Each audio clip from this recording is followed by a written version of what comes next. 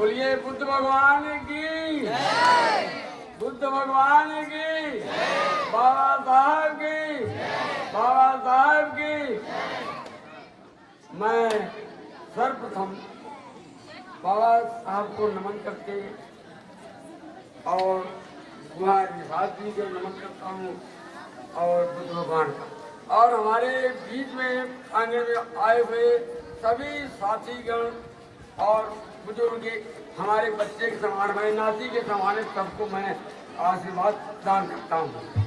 देखिए जो ध्यान दो, देखिए अम्बेडकर जी अगर न होते तो तुम्हारे जीवन पेन न होता, अम्बेडकर न होते तो तुम्हारे जेब के अंदर पेन न होता। इस पर ध्यान रखो, पढ़ने लिखने में विशेष ध्यान रखो।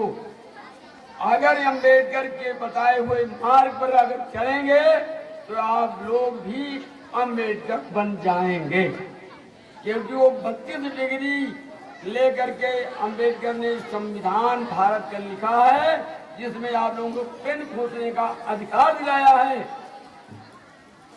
खास तौर से बच्चियों के लिए, जो बच्चियों के लिए, चाहे महिलाएं के लिए, इनके लिए अम्बेडकर साहब ने सारी कुर्बानी किया है। लाठी पत्थर डंडा और इतनी बेइज्जती के साथ इनको पढ़ाई करना पड़ा भारत में, तब भाग करके लंदन चले गए, अमेरिका चले गए। तो हम यही कहते हैं, मन लगा के पढ़ो, ध्यान लगा के पढ़ो, आगे पढ़ोगे पढ़ोगे। शिक्षा एक ऐसी है, शिक्षा एक ऐसी चाबी है, जिस ताला में लगाना चाहते हो ताला में लग जाएगा। शिक्षा वह शेरनी का दूध है, जो पिएगा वो जरूर गुर्राएगा। ध्यान सुन लीजिए, सभी बच्चों को मैं बता रहा हूँ, शिक्षा वो शेरनी का दूध है, जो पिएगा वो जरूर गुर्राएगा। मैं यही बारंबार आप लोगों को सामने कहते हैं, शिक्षा पर ध्यान दीजिए, खेलने कूदने। शिक्षा अगर आपके पास होगी, कहीं भी बैठे रहोगे तो 10% 4 रुपया तो नहीं रहोगे, नहीं रह पाओगे। क्या यहाँ आप लोगों हम लोग शिक्षा देते हैं, पढ़ाते हैं कि पढ़ो पढ़ो चढ़ो। जब तक शिक्षा नहीं है तब तक बढ़ नहीं पाओगे। जो शेरनी का दूध पिया है जरूर गुर्राया है। उदाहरण के लिए अभी आपके सामने बताया गया, हमारे बीच में आर्यस बाबू बैठे हुए हैं, नंद बिहारी माझी बैठे हैं, उनके बच्चे बताइए कहीं बेरोजगार हैं।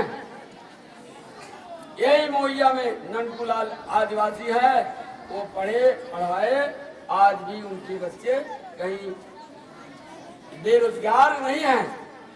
जब पढ़ोगे कोई ये जो हमारे ही बीच में, हमारे ही विद्यालय से पढ़ करके तमाम नर्स का काम कर रहे हैं इलाहाबाद में, तमाम इंजीनियरिंग कर रहे हैं, तमाम डॉक्टर बनने का ख्वाब देख रहे हैं। अरे नहीं नौकरी मिलेगी, प्राइवेट डॉक्टरी करोगे, कहीं नहीं सरकारी नौकरी मिलेगी, नर्स का काम करोगे, 1000 2000 500 रुपया डेली का काम चलेगा। हमारे ही बीच में, हमारे ही गांव के 2-4 ऐसे हैं, यानी बहुएं आई है जो कि नर्स का काम कर रही है बॉर्डर पर, चाहे गन्ने अस्पताल में। तो मैं यही कहूँगा, मन लगा के पढ़ो, ध्यान लगा के पढ़ो, क्योंकि जब पढ़ोगे तब आगे बढ़ोगे। यहाँ बाबा साहब की बात है, बाबा साहब ने विद्यालय की यह कमरा है, उनको यहाँ बैठाया जाओ। अब एक चीज बताते हैं, सावित्रीबाई फूले, सावित्रीबाई फूले का नाम सुने हैं? बोलो, कौन बच्चा बोल सकता है? सर्वप्रथम शिक्षा का प्रसार उजाला करने का काम सावित्रीबाई फूले का है।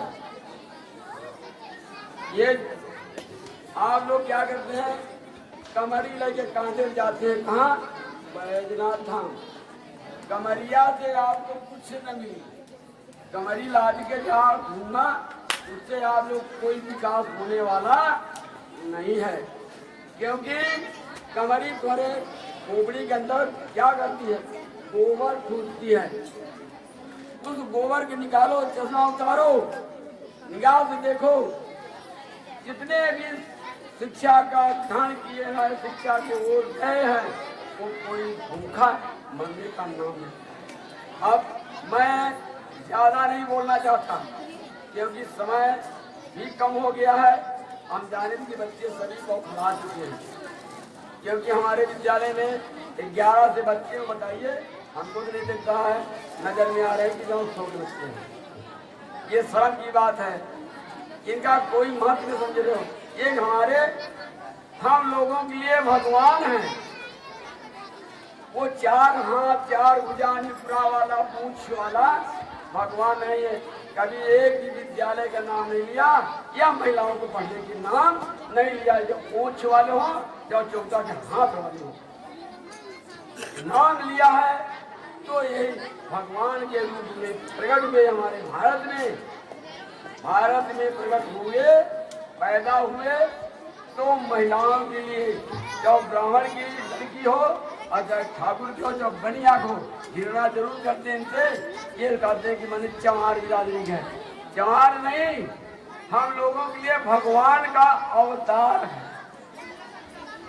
और जितने भगवान हैं, मैं चैलेंज करता हूँ, यह किताब पढ़ी है, जिसको इच्छा ले लें। इस किताब में के अंदर लिखा गया है, सच्ची रामायण में, ये सारी चीजें कल्पना की गई। एक चीज बता दो, सुनो। ये बताइए, मनई का सर काट दो और हाथी का सर लगा दो, सब लोग जानते हैं कि एक मानव दूसरे मानव का खून टैली नहीं करता। तो ये बताइए, मानव के शरीर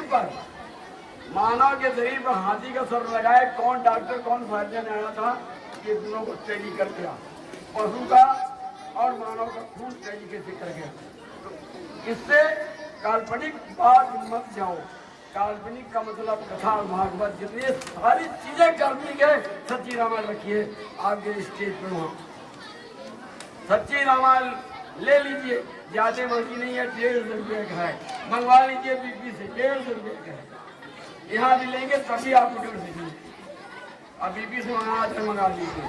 हम इसी बात को लेकर के मैं अपनी वाणी को समाप्त करता हूँ।